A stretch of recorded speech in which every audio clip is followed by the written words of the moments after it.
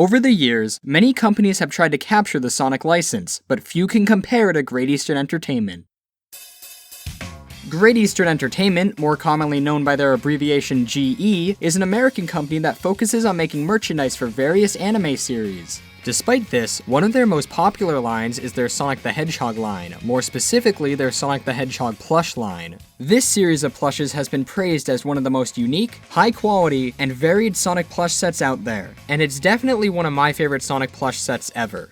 Given how GE focuses primarily on anime licenses, how is it that one of their most popular lines is Sonic? Well, in 2006, GE acquired the license to make Sonic X merchandise. GE released pins, keychains, and more based off of Sonic X. But GE's standout release was their set of 5 plushes. This set, though a bit obscure, has become very sought after and are pretty hard to find nowadays. Given how popular GE's Sonic plushes are now, it'll be interesting to see where it all began. And with that said, welcome to a look back at the Great Eastern Entertainment Sonic X plushes.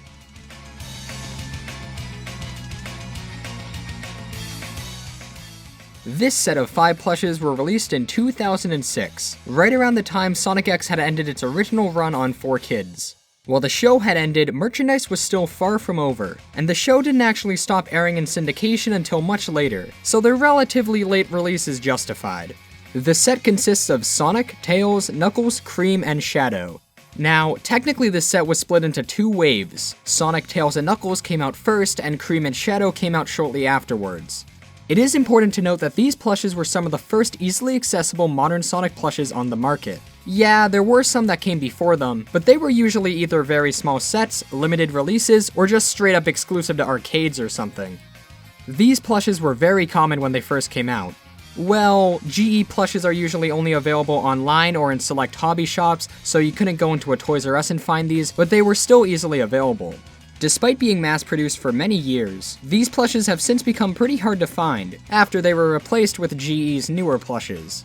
I should mention that at the time of me making this video, the only plushes in this set that I have are Sonic and Knuckles. However, I should also mention that I got these pretty recently, so if you're on the lookout for this set, don't worry, with enough perseverance, you should be able to find them. Are these plushes still worth searching for, or should you just stick with GE's newer Sonic plushes? Let's find out, starting with Sonic. Considering this was GE's first ever attempt at making a Sonic plush, I'd say they captured Sonic's likeness very well. This plush is full of charm and nails how Sonic appeared in Sonic X. My favorite part of this plush is the expression. Sonic's mouth is in the iconic smirk that was featured on a lot of 2000 Sonic artwork. Sonic's head is well shaped, though some aspects of it do look a little off, they all work pretty well together. Sonic's body is like any other Sonic plush. Though I do have to say, on my plush at least, Sonic's stomach is pretty jagged and isn't really close to the perfect circle it should be. His arms and legs are short, but only in comparison to the current design of modern Sonic. They are the correct length for Sonic X Sonic. His shoes, while a bit small, look great. His buckle is made of felt though, and could deteriorate over time. And he is missing the treads on the bottom of his shoes. This plush, and all the other plushes in this set, are very well stuffed. Sonic's spikes, back spikes, and tail especially are very firm. As is commonplace on GE plushes, Sonic has iron-on eyes and an iron-on mouth. I believe these can crack over time, but if you're careful with these plushes, that won't be a problem. Being GE's first attempt at a Sonic plush, not everything is perfect. For one thing, the proportions are pretty off. Sonic's head is a bit too large, his spikes are a bit too long, his nose is too round and short, his shoes are small, etc. His muzzle is also weirdly shaped on some plushes. Another interesting aspect of this plush is Sonic's pose. For whatever reason, GE likes to pose some of their plushes. This can be seen on their classic Sonic plush, as well as this plush. Sonic has one hand attached to his hip, and the other in a thumbs up position, mimicking this piece of Sonic X artwork. I'm not that big of a fan of this. It's not that bad, and his hands are well patterned to mimic the pose, but I definitely think this plush would have looked better if they just went for a standard pose. I think some of the problems with this plush actually add to why so many people like it. For a Sonic plush to stand out, it needs to look unique compared to others, and this plush does that very well. One reason why I like this plush so much is that because of multiple design decisions, he looks a lot like how Sonic appeared in promotional artwork from the Sonic Adventure era, which is one of my favorite designs of Sonic, so that's a plus in my book. Especially when compared to GE's more recent 13-inch Sonic. This plush was released in 2016, 10 years after the Sonic X plushes, and you can definitely tell. While the more recent Sonic is objectively better, I think I do prefer the Sonic X Sonic, as I just like its design more. Both are excellent plushes either way though. Here's Sonic's tag. The background is pretty nice looking, with an image of Sonic, and his name spelled out in basic text. Okay, it's not the prettiest tag around, but it gets the job done, and I think there's a lot of charm to its simplistic design. The back of the tag has the Sonic X logo, the GE logo, as well as general information you should know about the plush. One thing GE has to be commended for regarding the tags in this set is that each character has their own specific tag. This is something that GE stopped doing on their newer plushes. I know it saves money, but I really wish they kept doing this. All of the plushes in this set have a gold hang string attached to their head. I assume that GE likes to emulate the feel of UFO plushes, and hang strings are a common feature on UFO plushes, so that's most likely why it's here. So yeah, you can hang these plushes up, though I wouldn't recommend that, as over time the hang string could deteriorate and eventually snap. Alright, time to talk about Sonic's rarity. Deciding on a definitive price point for the set is actually pretty tough. Here's the thing, while yes, these plushes don't show up for sale very often, they were produced for a decent amount of time, so there are a lot of them out there. Sonic, being the title character, would be expected to be the most common in this set, but that's actually not true. Sonic's relatively hard to find, but like I said, a lot are out there, so I'd say he's worth around $35 to $50.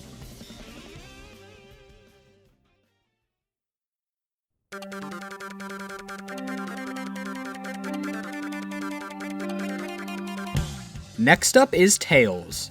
First thing I have to mention is that Tails is pretty small. Sonic stands at around 10 inches and Tails is in scale with him, making Tails around 7 inches. He's really small, and yeah, that works because Tails is supposed to be smaller than Sonic, but he's a lot smaller than you'd expect him to be. While he is small, Tails' proportions are all around very accurate to how they should be, and he's one of the better looking plushes in this set. Starting with his head, there are a few things wrong with it. For one thing, his base head shape is a circle, which is not accurate to Tails. His ears are flat, which they definitely shouldn't be, and what's going on with his inner ear detail? I guess it was supposed to give the plush some shading, but it really doesn't work. Tails just has gray ears, and it looks pretty strange. Plus, the gray area is made of a different material than the rest of the ears. I believe it's the iron-on material. I'm not sure what GE were thinking with this. Tails' bangs are made of a thin felt material, meaning they're not stiff at all, and that can cause some issues with it staying upright. I do like his expression. Tails has a nice smirk, which is actually pretty rare to see nowadays. Tails' muzzle is a bit too round, and it comes to an odd point due to the stitching at the bottom of his head. His cheek tufts are nice and big, and are made of a thicker felt material, allowing them to stay up. His nose is made of a hard piece of plastic, which looks nice but can get scratched if you aren't careful. Tails' body looks great, his chest fur is nicely positioned, and his chest tufts are good too, though they can get easily bent out of shape. His arms and legs are short, but fit with the plush's design rather well. His two tails are well represented. They're smaller than they should be, but that's alright. One nice detail is that GE did include the bands on Tails' socks and glove cuffs, though they're really large on his shoes. His shoes do look good. They have a solid pattern, and there's nothing really wrong with them. Just like Sonic though, he is missing the treads on the bottom of his shoes. Tails' tag follows the same style as Sonic's, now having an orange color scheme and artwork of Tails doing whatever he's doing. And here's the back. Surprisingly, Tails is without a doubt the rarest of this entire set. I rarely see any go up, let alone with his tag and hang string. I'd say he's worth around $70 to $80, though you could probably find one for cheaper than that.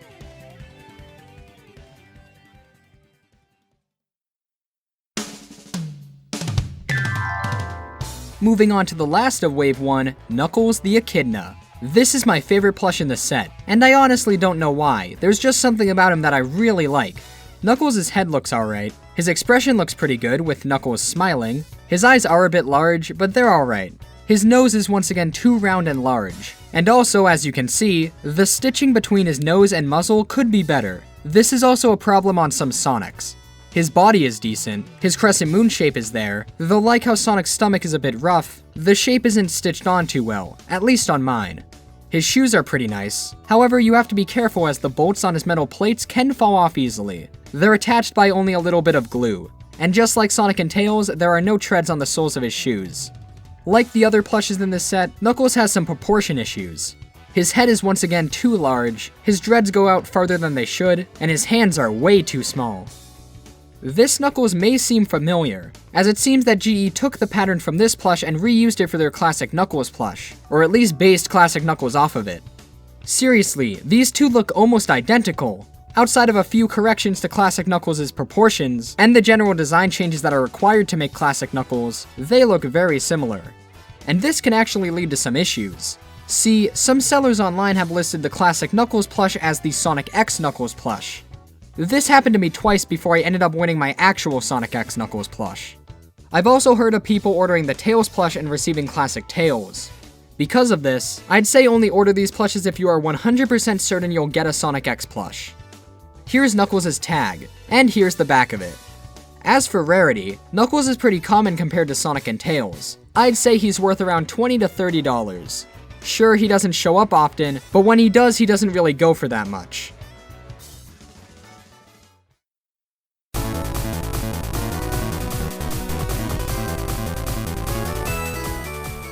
Next, starting with Wave 2, let's move on to a more obscure character. Unlike most merchandise companies, GE makes a lot of merchandise for characters that don't usually get much. In their Sonic line, many characters who have gotten little to no merchandise at all have gone in plushes. This is without a doubt my favorite aspect of GE's line, and this was a trend that started all the way back with their inclusion of Cream the Rabbit in their Sonic X set. Yep, out of all of the Sonic X characters GE could have included in the set, they chose Cream. Is it a weird choice? Yeah, but it certainly helps this set stand out. When this plush was released, there weren't that many Cream plushes. The best one coincidentally being the Sonic X Volume 1 Cream the Rabbit plush, which was not easy to find. Nowadays, this plush seems less special, but back then this really was the first easily accessible Cream plush. And you know what? GE did a really nice job with Cream. Cream is actually smaller than Tails. Standing around 6 inches, she's very small. But GE managed to put a lot of details on her. Her head looks very nice, with the orange highlights being well patterned. Her face looks great on some plushes, but still looks off on some others. It's definitely an improvement over the Wave 1 plushes though. Wait a second, that doesn't look right. See, when Cream was first released, she was actually missing her eyelashes, but this was quickly fixed for later releases. Which one's rarer? Definitely the first print one, as that was made in much fewer quantities compared to the fixed one, though I don't think it changes the price that much. Especially considering that while yes, the first print Cream may be rarer, how many people would truly want that version of the plush over the corrected release? Her muzzle looks much better than the other plushes. It's not weirdly stuffed or anything. Just like Tails, Cream has a plastic nose, and her nose is the correct brown color it should be. Her ears are stitched to the plush, so they don't flop around. Though if someone wanted to, they could easily rip the stitching to loosen them. Her dress is basic, but it looks alright. The blue tie on her dress does however look pretty bad, as it's just a thin ribbon material. It looks like it could easily be snapped off. Her arms are nice, though she is missing the buckles on her gloves. Cream's shoes look as they should though. Here's Cream's tag. Now, GE did make some changes to the tag for Wave 2. While the front is the same, the back is different. Actually, Sonic, Tails, and Knuckles were all reprinted with this style of tag. For example, my Sonic has this style of tag.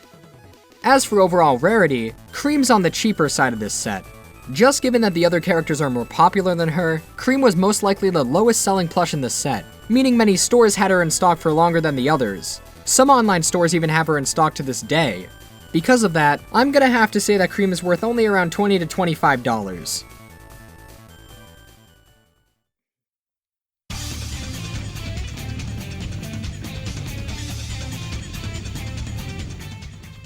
And now for the last plush we'll be looking at today, Shadow the Hedgehog.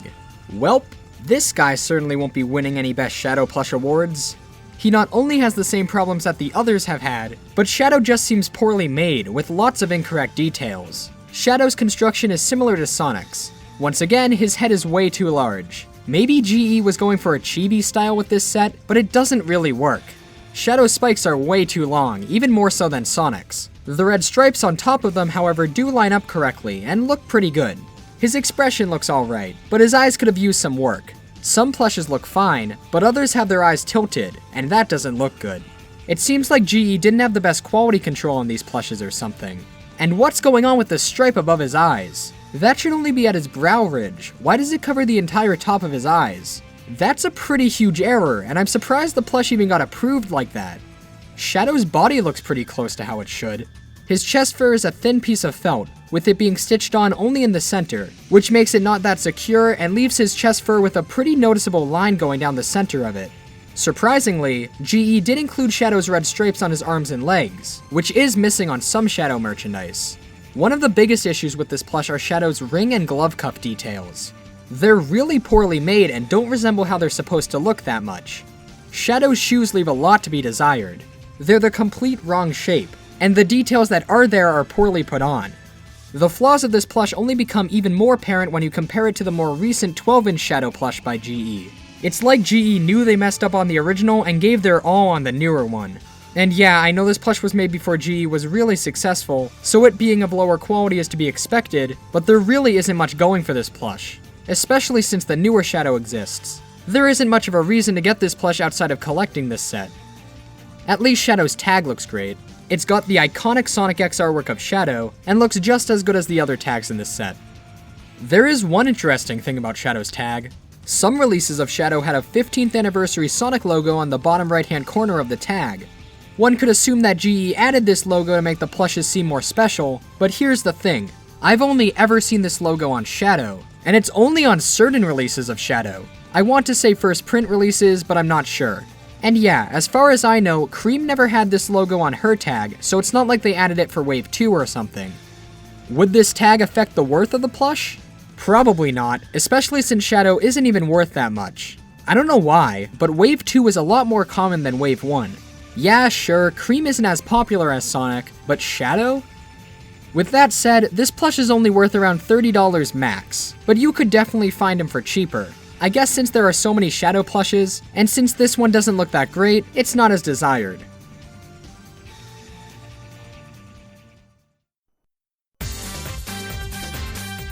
And that's it. That's the set. Don't get me wrong. While yes, these plushes aren't the best critically, I do actually really like them. They have that charm that only a late 2000s Sonic set could have. You can definitely tell that GE was still perfecting Sonic characters, and there's nothing really wrong with that. They're cool for what they are, but they aren't the best Sonic plushes of all time or something. It really is a shame we didn't get more from this line. Sonic X had loads of characters, and there was a lot of potential for Wave 3, Wave 4, and so on. Amy, Rouge, Bokun, Cosmo, Chris Thorndike. But by 2007, Sonic X had ended its original run. And while yes, the show did last in syndication for a very long time, merchandise for it was dying off. And at that point, there just wasn't a need for a third wave. But not all was negative, as GE was able to move on from Sonic X and get the main series Sonic license. And shortly afterwards, they released their classic Sonic plush set. And shortly after that, they released their now iconic main series 12-inch line, which has more than made up for any potential Sonic X plushes we missed out on. GE has had the Sonic license as a whole for around 10 years now, and that's pretty commemorable. Even the highest respected Sonic merchandise makers, such as Jazzwares, didn't have the license for that long, which goes to show just how well GE has been doing over the years with the license. This set will always serve as a landmark in Sonic plush history. Not only was it the beginning of GE's run, but when you think about it, this set is what really kicked off the current fanbase of Sonic plushes. And even though these plushes aren't perfect by any means, they have a lot of charm to them, and are one of the most solid and influential Sonic plush sets of all time.